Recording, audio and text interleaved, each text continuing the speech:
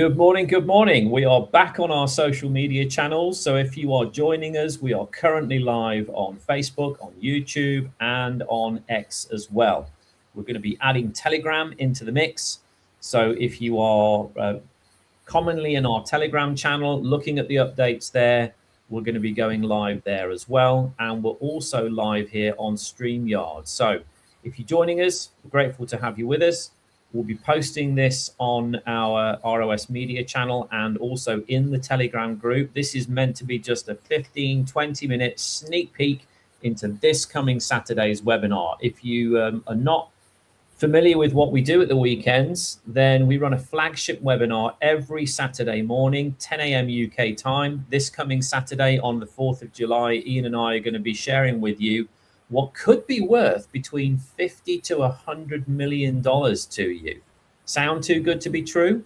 Well, stick around, because with the secret that we're going to be revealing is how using a foreign grantor trust, your foreign grantor trust, and how filing something called 1099 OID can redirect taxes that the US Treasury has already been paid by investment banks. You're not sure what we're talking about there, because I get it. You know, this is quite a mouthful, quite a lot to understand. Just understand this. You are potentially owed back taxes. Who wouldn't want to have those back? And these are taxes that are sitting there, prepaid, already been paid to the Treasury.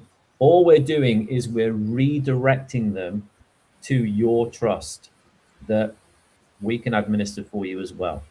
So that is just a very, very simple explanation of what Ian's going to talk about on Saturday. Obviously, he'll be going into a lot more detail about that.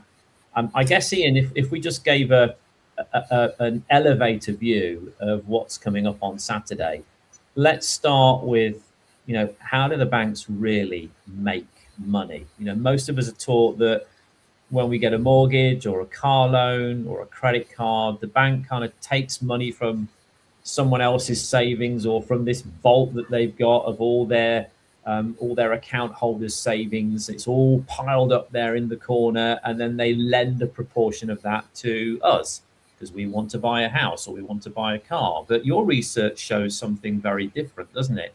Could you explain in plain English, you know, how does the simple act of signing your name, how that actually creates new money out of thin air? Well, yeah, it's a sleight of hand, really. It's an accounting trick. The banks have a unique standing as organisations. They can literally take a promise from you to pay them back and create a debt security, which is a mortgage or a loan or a credit card or even a bank payment, just because you made a promise to pay them back. Or to pay them in the future, and that promise is what's known in finance as a negotiable instrument. You make a promise; it's open-ended, and you say, "I will pay you in the future, whatever the value of the loan, mortgage, or credit card is, or even the bank payment." And the banks say, "Well, we'll take that." They will hold that on their balance sheet as an asset, simultaneously creating a liability, which is a debt, and it's the debt that you see in your account. That's your mortgage or your loan or your credit card or your bank payment. You know, you make a bank payment, you think you're transferring money from your account to somebody else's account. Well, actually what's going on is you're just making a new promise to pay, a new ledger entry. The bank's going to take your promise to pay the other account. That recipient account is going to say, "Thank you for that. We're going to show that as an asset on our balance sheet, and we're going to create a matching liability on the other side of their balance sheet and create a debt which looks like it's a payment, but it's actually just another debt that's being created." So it's not just me who believes this. It's the Bank of England in their Money in the Modern Economy. They describe it. The Federal Reserve describe it in Modern Money Mechanics. Professor Richard Werner talks about it in lots of his research papers. So it's not just me. coming up with some theory. It's actually written down by some very, very well-respected organizations. So. Okay. So if our signatures are what creates the value then in the first place, why do the banks keep that secret and treat us like we're the ones borrowing from them? Well, the banks want us to pay interest on these debts. That's what the whole banking industry is really all about. It's all about them charging interest back on debt that they didn't have any liability or didn't create from their own reserves or resources. They have this accounting exemption. They can create this debt from a promise. They don't have any risk. They can sell that on. And the investment banks then step in and say, well, what can we do with this? Well, they do lots with it. They make a lot of profit by what's called hypothecation. They use those created debt securities, and they use them, multiply them up, make a lot of profit on them. But because the debt securities don't belong to them, and because they're debtors themselves, as all the banks are in the bankrupt system, they have to pay taxes on them. And therein lies the secret they don't really want people to know about.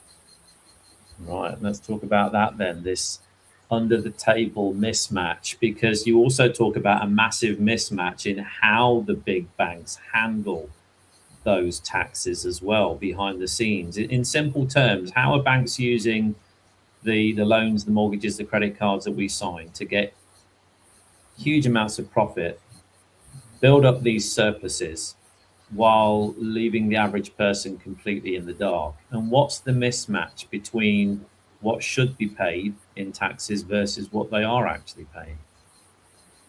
So what's going on is that the banks, don't have any money of their own, really. They've got shareholder capital. That's all they really have. They don't have the ability to lend out deposits from other people. They can only create these debts as taking in deposits from their own customers. But those deposits are promises to pay in the future.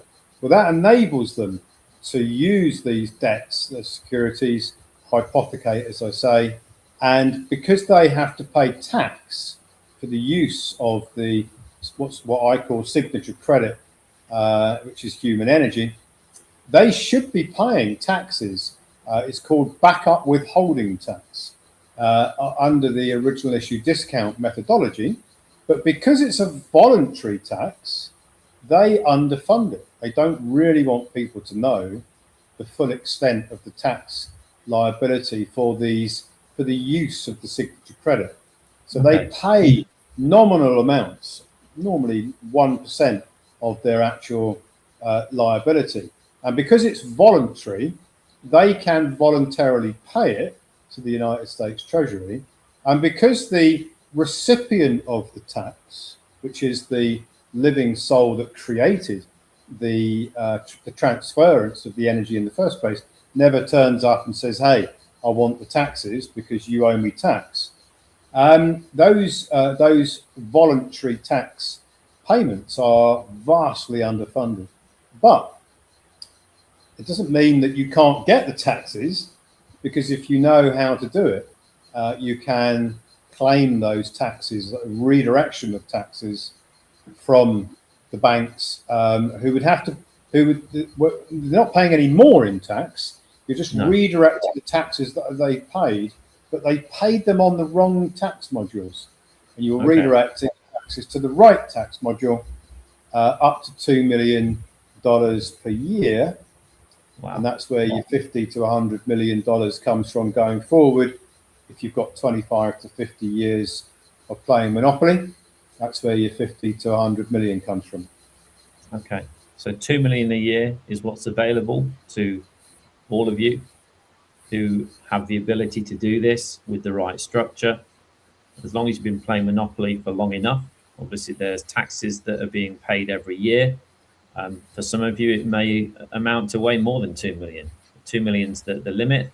For some of you, it may be way less, but it's still taxes that are owed back that you can redirect. So why would you not want to do that? So there's also I think one of the most exciting parts of this, Ian, is the connection with this to mortgages, because I think that's probably one of most families' biggest ever purchases is the home they live in, isn't it? And it's probably the longest term that they'll ever pay something back over as well. So how can this 1099 OID filing, how can that redirect this tax on mortgages as well? And how potentially, depending on the timings and what the situation of the individual is, how could that also potentially help somebody even save their home? Well, when you realise that when you sign a mortgage, a contract, you are transferring your energy into the bank system. They create the mortgage. Let's say it was $1 million, and you then end up having to pay interest on this $1 million mortgage. Well, that original promise to pay is called a negotiable instrument. The bank that creates the mortgage takes it on as an asset on their balance sheet, creates that matching liability of $1 million. What they do is they then sell that mortgage security, it's become now, onto an investment bank that operates generally in New York somewhere, and they have to pay taxes for the use of it. So what you're doing is, when you create the right structure, which is a foreign grantors trust, and that foreign grantors trust files a 1099 OID, what actually happens is the foreign grantors trust, in the language used in the Bills of Exchange Act, fills up the instrument. So think of it like a ledger. You've got one side, you've got a debt of $1 million, and then the foreign grantors trust files 1099 OID, which accepts that $1 million debt with a credit and discharges it down to zero. So it can discharge the mortgage debt at the top of the ledger, and then that means that the foreign grantors trust is now the holder in due course, which is the recipient of the taxes that the investment bank has been paying for the use of that $1 million. And it's at the face value that the tax is equal to the face value of tax redirection. So you can discharge a mortgage of $1 million by creating a foreign grantors trust. The foreign grantors trust files 1099 OID against the mortgage security. That discharges the mortgage and redirects $1 million of taxes equal to the value of the mortgage itself. So if you had a mortgage, you would be, you start with $1 million mortgage, you end with no mortgage and $1 million of tax redirection. Amazing. Amazing. For anybody listening right now who is tired of maybe feeling like they're on a hamster wheel with their work, with their bills, with the banking system as a whole, what would you say is the number one breakthrough that they're going to experience if they join us on Saturday, Ian? Because a lot of people are going to be listening to this thinking, wow, you're telling me that I can not only discharge my mortgage, so there's no more, quote unquote debt there for me to pay back, but I can also get the face value of the mortgage redirected and have that as in what people would have recognized today as spendable cash. Sounds too good to be true. What would you say is the number one breakthrough they're going to hear on that webinar? Well, I hope that after a while, and it probably won't happen on the first time they hear me talk about it, but after a while, they'll realize that there isn't actually any money. It's just ledgers. And what I'm showing them is how to play the game of Monopoly through a foreign grantors trust, which enables these ledgers to redirect taxes and to discharge debt, because there isn't any money of substance. It's all a game of accounting, really. It's all a tax game. That's what Monopoly really is. It's a game of taxes. And I'm showing you how to use a foreign grantors trust to redirect taxes and discharge debt exactly in the same way as the banks are already doing it. But you're doing it in reverse. You're using it for your advantage, whereas they are using the system for their advantage, where you can use it for your advantage. So that's the biggest breakthrough. It's the realization that there isn't really any money of substance. It's all ledgers. You create these debt securities through your signature, and that generates a tax revenue that you should be receiving, but you never claim it because you don't know that you're entitled to it. And that's what really this is all about. It's if you like, it's like a massive windfall that you didn't know you were entitled to. Yeah. And I think that was, for me, that was the biggest breakthrough I had when I fully wrapped my head around the fact that there is no money.